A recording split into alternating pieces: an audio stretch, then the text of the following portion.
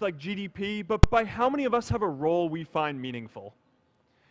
We should explore ideas like universal basic income to make sure that everyone has a cushion to try new ideas. We're all going to change jobs and roles many times, so we need affordable childcare to get to work and healthcare that's not tied to just one employer. And we're all going to make mistakes. So we need a society that's less focused on locking us up and stigmatizing us when we do.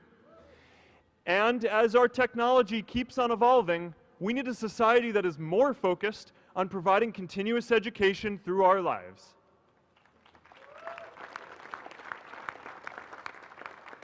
And yes, giving everyone the freedom to pursue purpose isn't going to be free. People like me should pay for it. And a lot of you are going to do really well, and you should too.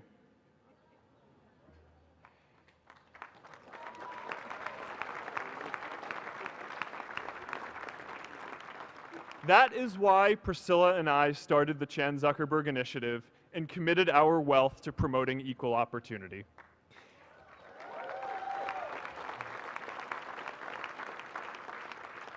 These are the values of our whole generation. It was never a question of if we were going to do this. The only question was when. Millennials are already one of the most charitable generations in history.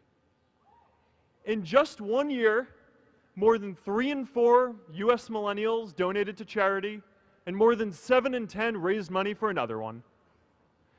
But it's not just about giving money. You can also give time. And I promise you, if you just take an hour or two a week, that's all it takes to give someone a hand and help them reach their potential.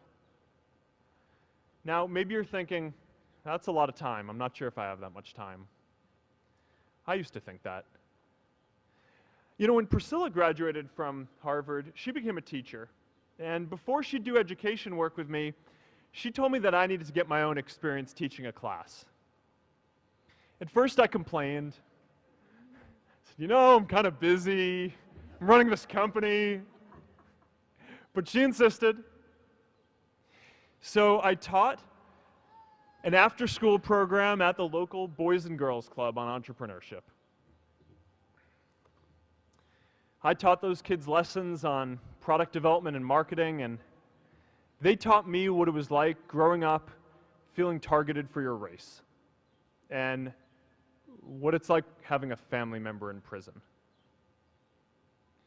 I shared stories of my time in school, and they shared their hope that one day they would get to go to college too. For 5 years, I've had dinner with those students every month. One of them even threw Priscilla and me our first baby shower. And next year, they're going to college. Every one of them, first generation in their families. We can all make time to give someone a hand. Let's give everyone the freedom to pursue purpose, not just because it's the right thing to do, but because when more people can turn their dreams into something great, we are all better for it.